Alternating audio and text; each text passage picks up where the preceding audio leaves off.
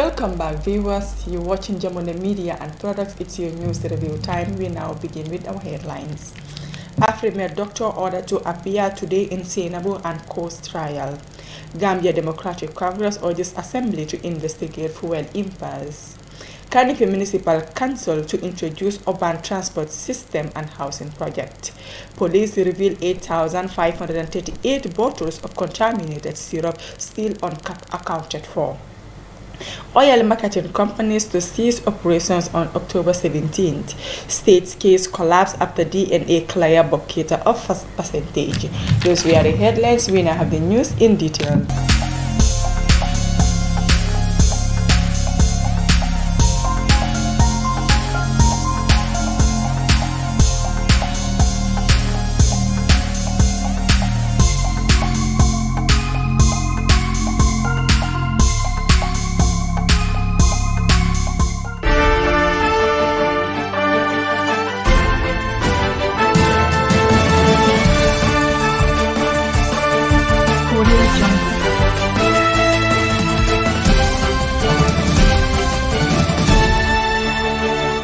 Justice Ibrahim Ajeti of High Court in Banjul has ordered one Dr. Edel Perez Catastellanos of Afrimed International Hospital in Brusubi to appear in court today, Friday, to give evidence in the criminal trial involving Siena Bombay, Chernambai, and Kibili Dembelen. The court order was premised on the State Law Office application for Dr. Catastellanos to come and give evidence in the matter as the seventh prosecution witness.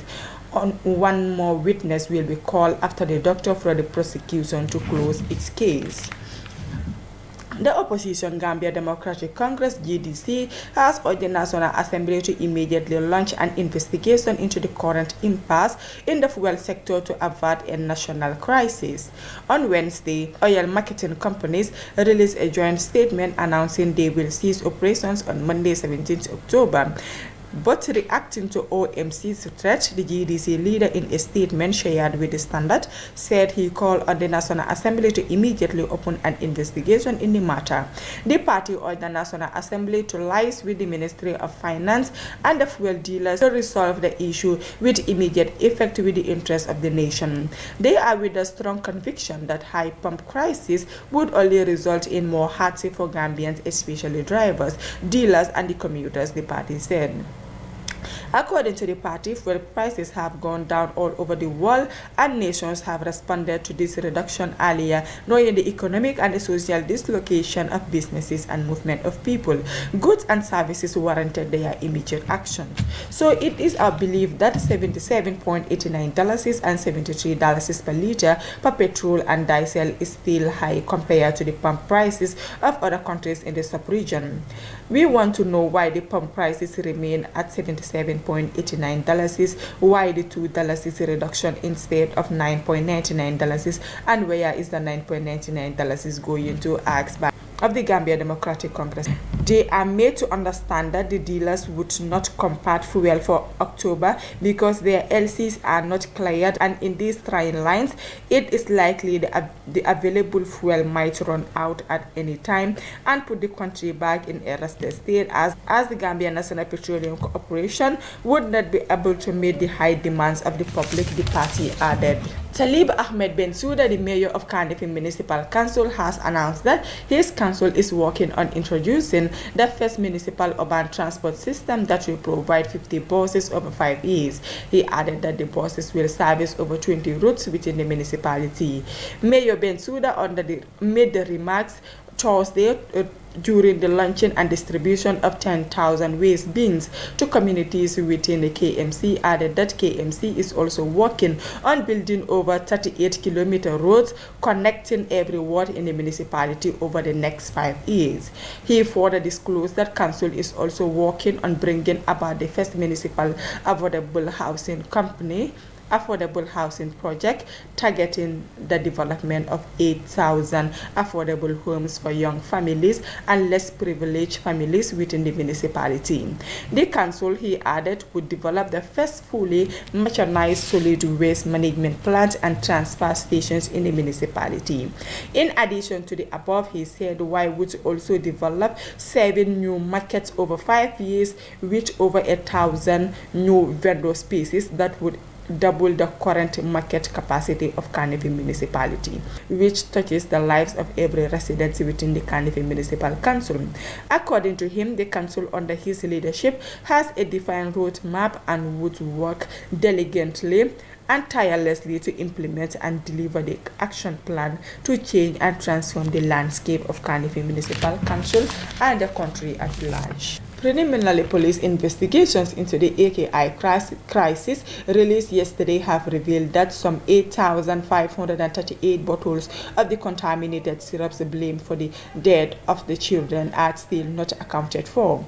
The police report, however, did not say whether the unaccounted bunch are still somewhere or have been consumed. For the first time also, police named the importer of the contaminated drugs to be Atlantic Pharmaceuticals Companies Limited, adding that in total the company imported 50,000 bottles of the 4 contaminated Indian-made baby syrups, namely Mac of baby syrup, My Grip and Cool, Pramatized syrup, and Cough Max Lane baby cough syrups.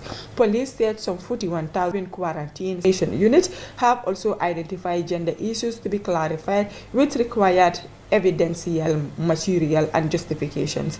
While the investigations into this matter continues, the general public is once again urged to remain calm in this difficult situation, the police report concluded.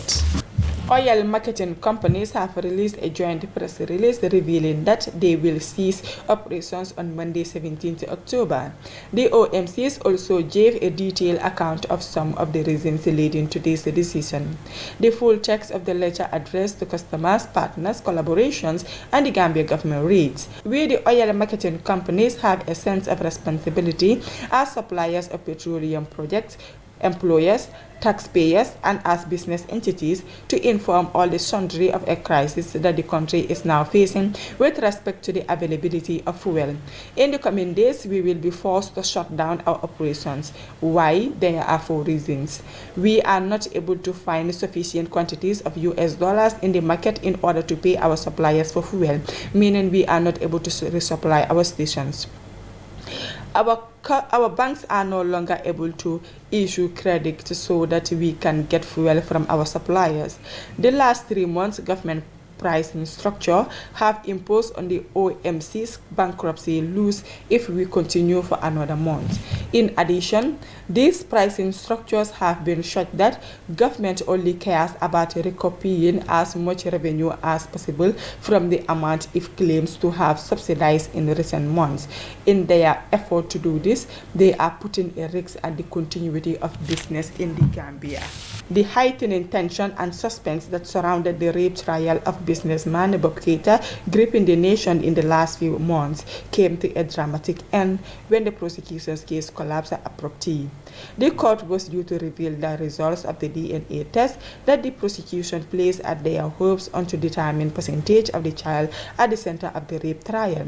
The test conducted in Ghana excluded Bob as the father of the child, and with no tangible evidence now to establish sexual relationship between the accused and the compliant, the state was forced to discontinue the case and effectively ending Bob's 2-year-old at Mile 2 and weekly media circuses at the court sittings.